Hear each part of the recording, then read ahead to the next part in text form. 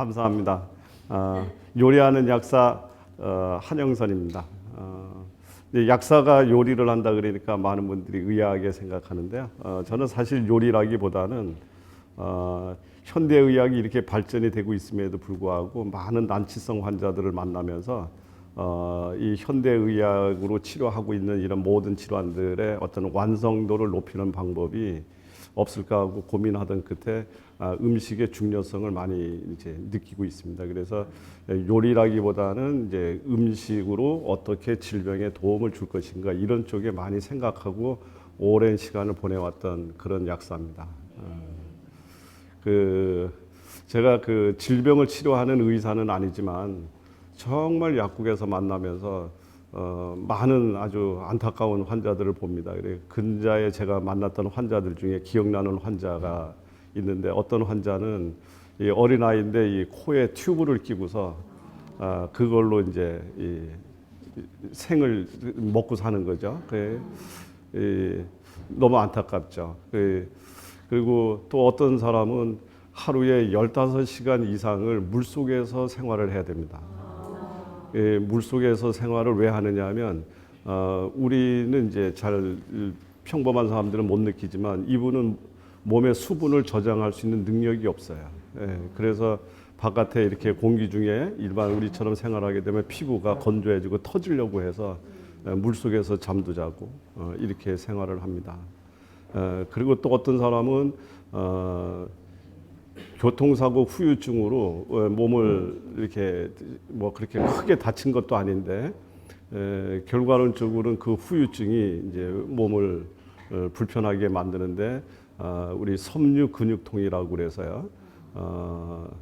이 자그마한 충격에도 통증이 너무 심한 거예요. 통증 정도가 아니라 이게 막 그분의 표현으로 이야기하면 칼로 내 몸을 잘라내는 듯하다.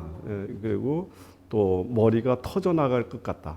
뭐 이런 식으로 이야기하는 분들. 뭐 그 외에도 우리 잘 알고 있는 정말 우리 그 벼랑 끝에서 이 생사의 그 갈림길에 서서 투병하고 있는 뭐 암 환자나 뭐 굉장히 수도 없는 분들을 많죠. 이제 이런 분들을 만날 때마다 우리가 낯선 길을 갈 때 이정표의 도움으로 낯선 곳을 찾아갑니다. 그럴 때 이분들한테 제가 어떠한 이정표, 어떠한 안내자가 되어야 될까 정말 많은 고민을 했습니다. 그러면서 무슨 말을 해야 되나, 이분들을 어떻게 위로하고 어떻게 안내하는 것이 이분들한테 가장 좋은 답이 될 것인가 이런 고민을 많이 하면서 결국은 그 가장 중요한 핵심이 우리 음식에 있다는 것을 깨닫고 오랜 시간 동안 이제 음식을 가지고서 많은 생각을 했습니다. 우리가 이제 보통 이야기할 때 정답, 이 질환에는 무엇을 먹으면 되는가 정답을 찾기를 원하지만 이처럼 정답이 없는 환자들이 너무 많습니다. 그렇죠? 정답이 없어요. 그러면 우리는 사실은 정답보다 더 살아가면서 중요한 것 중에 하나가 우리가 어떻게 안내를 할 것인가, 어떻게 이것을 풀어나갈 것인가, 이것은 정답이라고 안 그러고 해답이라고 그럽니다. 그래서 우리가 올바른 해답을 풀게 되면 과정이 올바라지면 결과는 저절로 만들어지게 돼 있다. 그래서 이분들한테 올바른 해답을 주고 싶었습니다. 정답이 아닌 해답을 안내하고 싶었습니다. 그러다 나니까 여기에 가장 중요한 이 해답이 우리 하루 세 끼 먹는 음식, 여기에 굉장히 너무 중요한 것들이 들어있다는 것을 알고 이제 많이 그래서 음식을 안내하고 그 다음에 질병 이야기를 듣고 그 사람 가슴에 갖고 있는 한을 이야기하고 같이 울고 이러면서 많은 분들이 회복되고 또 완벽하게 회복되지 않았다고 했을지라도 많은 어떤 건강의 희망과 마음의 위안을 삼는 것을 보고 정말 누구보다도 가장 행복하고 이 길은 꼭 누군가는 해야 될 길이다 이렇게 생각을 하고 지금까지 가고 있습니다. 제가 약 한 2년 전에 저희 약국에 코에 조금 전에 이야기 드렸던 코에 튜브를 낀 어린 아이가 왔습니다. 36개월 되는 아이인데요. 근데 제가 봤을 때는 36개월이 아니라 약 12개월 정도 됐을까? 이런 정도로 아주 이렇게 했는데 코에 꼈어요. 여기 다 느끼시지만 어른들이 아프고 누구든지 아프면 다 치료해주고 싶고 뭔가 방법을 안내하고 싶지만 특히 어린아이는 참 저도 부모로서 가슴이 저며옵니다. 너무 안타깝잖아요. 이 아이가 평생 코에 튜브를 끼고서 살아간다면 그 장애면 그 부모의 한은 얼마나 많겠습니까? 그래서 고쳐주고 싶었어요. 그래서 오늘은 그런 어떻게 그 아이가 건강을 회복했는지에 대한 과정을 설명드릴 겁니다. 그래서 제가 음식으로 치료를 한다고 이야기를 하고 치료라기보다는 도움을 준다고 이야기를 하니까 많은 사람들이 저한테 물어요. 뭐라 그러냐면 뭐 사철쑥을 줘야 돼요? 또 아니면 뭐 산에 가면 무슨 나물이 있나요? 약초가 있나요? 예, 그런 것들이 있다면 이미 약으로 나왔겠죠. 예, 그런 것은 없습니다. 그래서 또 약국에 근무하면서 많은 분들이 묻는 것 중에 흔히 묻는 것 중에 이런 질문도 받습니다. 아, 정말 혈압약은 먹기 싫어요. 예, 그런데 혈압이 굉장히 요즘에 불안하고요. 저희 부모님도 혈압으로 잘못됐고 이 집안에 가족력이 있어서 그런지 혈압이 그런데 혈압약 한 번 먹으면 평생 먹어야 된다면요. 그런데 이거 안 먹고 어떻게 방법이 없나요? 이렇게 묻는 거예요. 예, 물론 너무 위험하면 혈압이 조절이 안 되면 가장 간편한 방법은 현대의학이 만들어 놓은 혈압약을 드시고 위험한 곳으로부터 안전하게 관리하는 것이 제일 좋죠. 그러나 그것을 우리는 정답이라고 할 수 없습니다. 왜냐하면 혈압약을 끊으면 혈압이 어떻게 돼요? 도로 올라가잖아요. 예, 이것을 그러면서도 그런 관리 방법은 매우 중요한 접근 방식입니다. 그러면서 저보고 싱겁게 먹어야 되죠. 이런 얘기를 합니다. 그렇죠? 근데 사실은 그 싱겁게 먹는 것보다도 더 중요한 일이 하나 있습니다. 뭐냐면 싱겁게 먹는 것이 아니라 짜게 들어왔는 소금을 우리 몸에서 싹 몰아낼 줄 아는 소금 없애는 손수건자를 드시면 그게 훨씬 더 안전한 방법이다. 그러면 소금을 이긴다? 소금하고 싸워서 이긴다? 그런 거 어디 찾으면 있을 수 있을까요? 잘 모르시겠어요. 예. 이 식물들은 가만히 이렇게 쳐다보면, 식물들이 자기가 생명력을 확보하기 위해서 살아가는데 여러 가지 생존 기술들을 갖고 있습니다. 근데 이제 우리가 간단한 그 알로에 같은 것을 이렇게 생각해 보면 알로에는 어디서 살죠? 사막. 예. 물이 없는 곳에서 자기가 살아남기 위해서는 뭐를 걔가 생존 기술로 가져야 되냐면 물을 저장할 줄 모르면 사막에서 살 수가 없어요. 예, 그렇죠. 그리고 그 뜨거운 더위를 피해서 자기가 거기서 자기를 보호하려고 그러면 자기 본성은 차가워야 돼. 예, 이게 알로에가 갖고 있는 특성입니다. 그럼 알로에가 보이는 거예요. 우리는 알로에에 무슨 성분이 들어있는지를 알기로 원하지만 그것이 중요한 것이 아니라 알로에가 그 어려운 척박한 환경에서 살기 위해서 걔가 어떠한 기술을 가져야지 거기 생존을 하는 것, 그것을 우리는 쳐다보게 되면 조금 더 현명하게 쳐다볼 수가 있다, 그 뜻입니다. 그러면 물속에서 사는 미나리는 어떨까요? 물을 많이 먹는 것이 아니라 물을 버릴 줄 알아야 살 수 있는 거죠. 예, 그래서 물 한 잔만 먹어도 몸이 붓고, 그 다음에 소변이 시원하게 나오지 않는 분들은 미나리한테 도움을 청하면 상당히 도움을 많이 받을 수 있습니다. 예, 그렇다 그런다면 소금을 이길 줄 아는 아이인 거는 어디 가면 찾을 수 있을까요? 예, 바다입니다. 예, 바다에서 사는 것들은 소금한테 치면 바다에서 살 수가 없어요. 그렇죠? 너무 간단하죠. 네. 그래서 미역이 그렇고 김이 그렇고 파래가 그렇고 다시마가 그렇습니다. 그리고 바다에서 사는 모든 해물들이 그렇습니다. 그런데 그 중에서도 특히 이 해조류는 이 소금만 이기는 것이 아니라 바닷속에서 어려운 환경 속에서 살아남기 위해서 태양 에너지를 많이 저장하지 않으면 거기서 살 수가 없는 것들이에요. 그래서 또 이야기를 드리겠지만 걔네들은 육지에 사는 다른 어떤 식물보다도 엽록소, 태양 에너지를 저장하고 있는 능력이 매우 큽니다.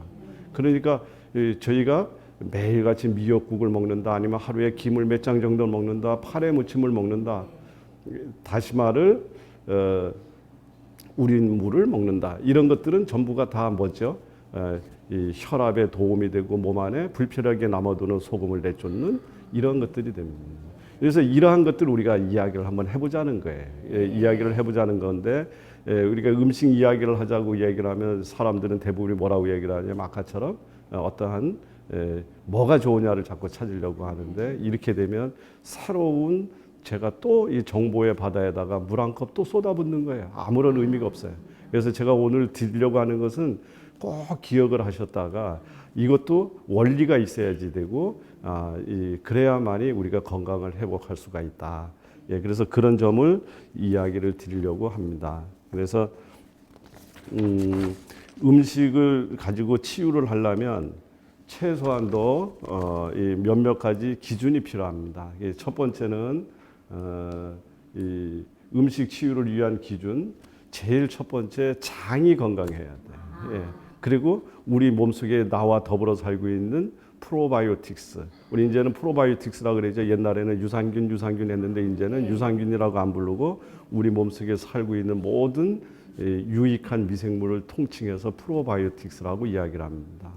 이 프로바이오틱스 얘네들이 건강해야 돼요. 장이 건강해야 면역이 살고 프로바이오틱스가 건강해야 그 면역 활동이 왕성하게 일어납니다.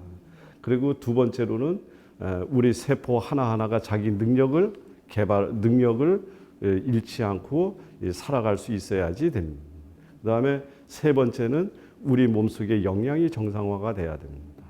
그다음에 어떠한 마음가짐으로 내가 내 건강을 지키고 질병을 이해하고 질병을 이겨내려고 하는 노력을 할 것인가, 이러한 최소한도 기준을 우리가 세우실 수 있어야지 된다.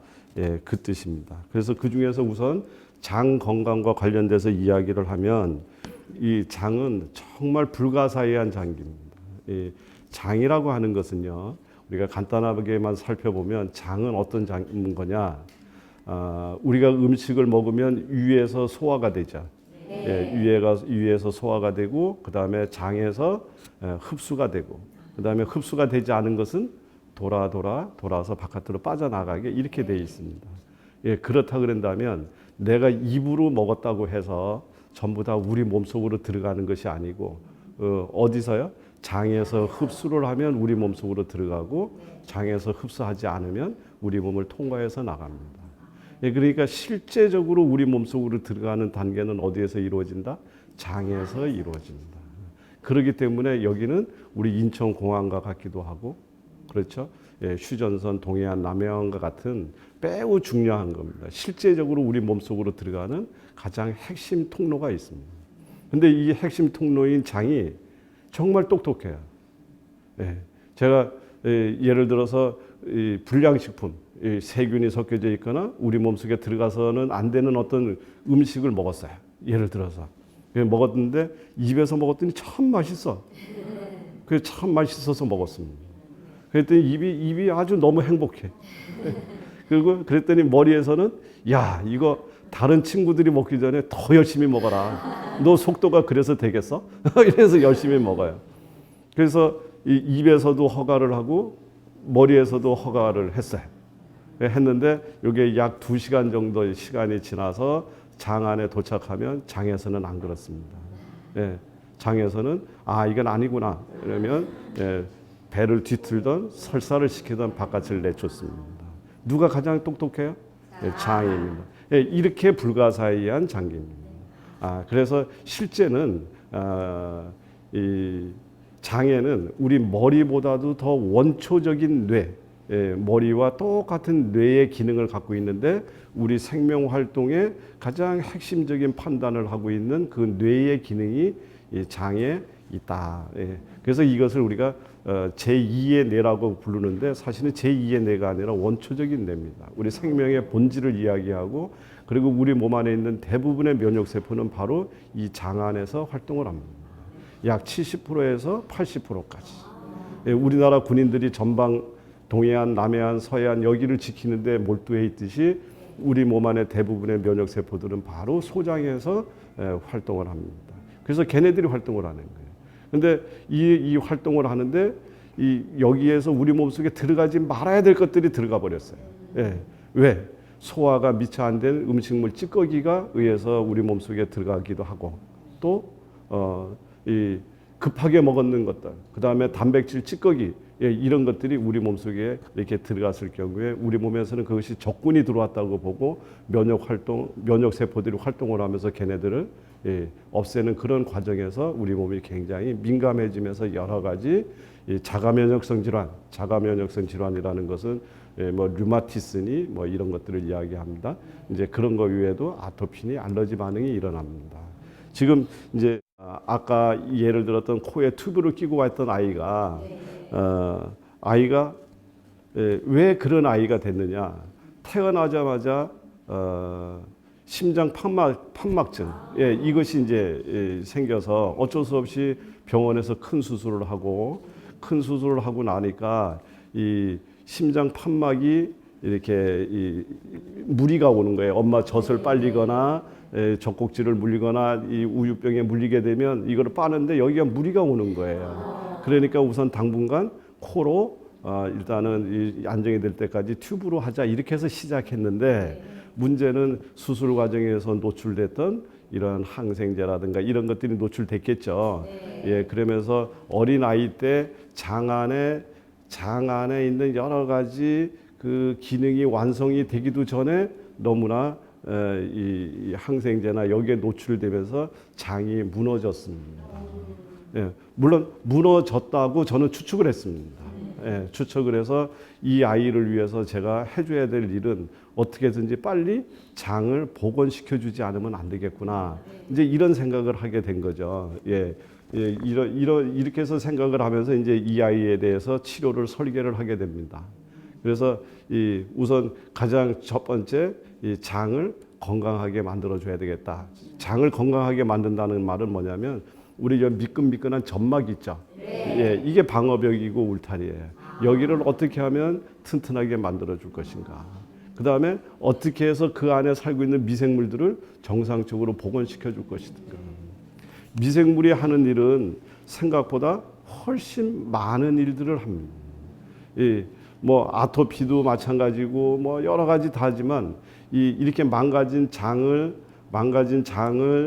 조밀하게 다시 고쳐놓고 그 다음에 유해균이 장벽에 달라붙지 못하게 만들고 그 다음에 우리 몸에 필요한 비타민도 만들고 우리 몸에 필요한 여러 가지 진통 소염 물질들도 만들고 이 모든 것들의 대부분은 이 미생물이 합니다. 최근에 나오는 자료에는 머리 정신 질환마저도 전부 미생물하고 관련이 있다. 이제 이렇게 이야기할 정도로 이 미생물이 중요한데 이 아이는 불행히도 미생물과 장 점막에 손상이 갔을 거라고 저는 판단을 했습니다. 이 아이가 먹을 수 있는 것은 거진 없었어요. 이 아이가 먹을 수 있는 것은 쌀에도 알레르기가 일어납니다. 쌀에도. 그러니까 먹을 수 있는 게 뭐가 있겠어요.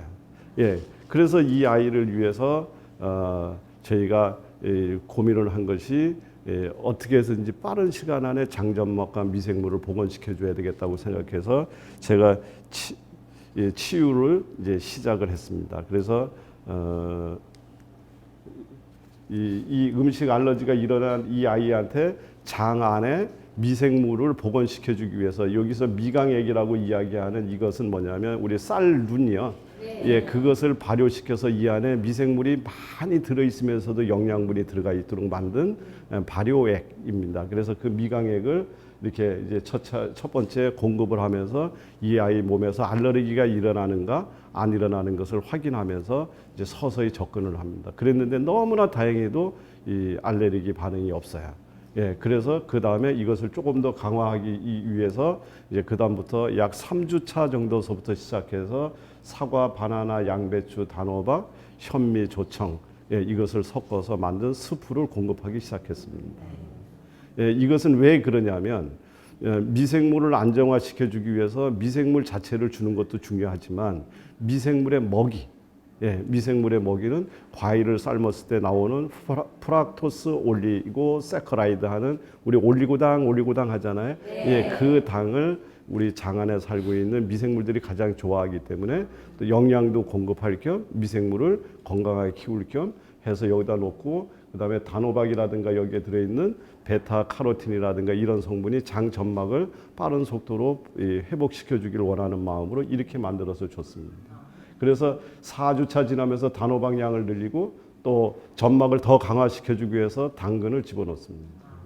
그러고 나서 5주차가 되는 때 이제 어느 정도 자신이 있어서 여기다가 쌀을 그 반응 알러지를 일으키는 쌀을 조금 넣었어요. 그랬는데 무사히 알러지가 안 일어나는 거예요. 예, 그래서 그 다음부터는 자신감을 갖고 이제 단백질 공급을 시도를 했습니다. 그래서 소화가 잘 되는 부드러운 연어라든가 참치, 낙지들을 같이 이 사과, 바나나 삶는 데다가 합쳐서 삶아서 집어넣습니다. 예. 그리고 나니까 3개월 차 됐을 때 체력이 좋아지고 판단 능력이 좋아지면서 이 저작 활동을 못 하니까 예, 머리도 자꾸 이제 장애를 입어가는 거예요. 근데 이제 이 아이의 여러 가지 영양이 안정화되면서 이 체력도 좋아지고 했는데 문제는 1개월 정도 지나고 나서 어느 정도 자신감은 얻었는데 문제는 콧줄을 빼야지 되는데요. 예, 콧줄을 빼는데 여러 가지 우여곡절 그때 콧줄은 뺐습니다. 근데 너무 안타까운 사건이 벌어졌어요. 뭐냐면 지금까지 한 번도 입으로 씹은 적이 없어. 예, 저희가 약사이면서도 우리가 씹을 때 아래 턱만이 위턱이 고정이 되고 아래 턱만이 위로 올라가서 씹는다는 사실을 새삼 처음 느꼈습니다. 저는 위턱 아래 턱이 움직여서 씹히는 줄 알았어. 죄송하게도 그렇죠. 네. 위턱이 안 움직여지죠. 아래 턱이 올라가야 되는데 올리려면 여기에 저작 근육이 따라서 올라가 줘야 되는데 여기가 태화가 돼 버린 거예요. 예, 그래서 물리치료사를 붙여서 여기를 마사지를 하고 이렇게 해서 이 아이의 저작 근육을 살려내서 이 아이를 이제 씹을 수 있게 만들어서 결국은 4개월 만에 튜브를 빼내는 아주 정말이죠. 막 그냥 너무 보람되고 막 제가 막 눈물이 날 정도로 이 아이는 입에다 넣는 것을 절대적으로 거부를 합니다. 그래서 그 아이를 붙잡고 제가 이렇게 손을 잡고 걷지를 못해요. 그래 아장아장 걸리면서 옆에다 물컵을 들고 쫓아다니면서 입에다가 갖다가 이렇게 입에다가 갖다가 댔더니 이 지쳐 있는 상태에서 물이 오니까 그거를 쫙 빨아 당기는 것을 보고 가능성을 보고 이 아이를 이제 튜브를 빼고 이런 과정을 거쳐서 한 아이가 자칫하면 평생 고무 튜브에 의해서 살아갈 뻔했던 이 아이가 이런 어떤 아주 간단한 노력에 의해서 간단한 원리에 의해서 건강을 지금 회복해서 지금은 언어 교육받고 있습니다. 예, 오랫동안 목에다 꼈기 때문에 이 말이 안 돼. 그래 지금은 엄마, 아빠 이런 얘기 정도 이렇게 할 정도로 그 아이를 볼 때 너무 행복한 거예요. 야, 이런 거로구나. 예, 이렇게 하면서 한 아이가 평생 그렇게 살아갈 뻔했던 아이가 건강을 회복하는 모습을 제가 음식을 통해서 확인을 했습니다. 예, 너무 전율이 흐르잖아요. 네, 전율이 흐릅니다. 예, 이것은 음식이 할 수 있는 일이 약이 할 수 있는 일이 아니라 음식만이 할 수 있었던 일입니다. 예, 그래서 지금은 아주 아이가 영리하고 기운도 세고 너무나 좋아요. 예, 너무나 좋고 저희 약국에 오면 저는 이제 늦둥이 하나 얻은 것 같아요. 네, 예, 그래서 그렇던 사례를 우선 한번 말씀드리면서 장과 유산균, 프로바이오틱스의 중요성을 한 번 더 강조드렸습니다.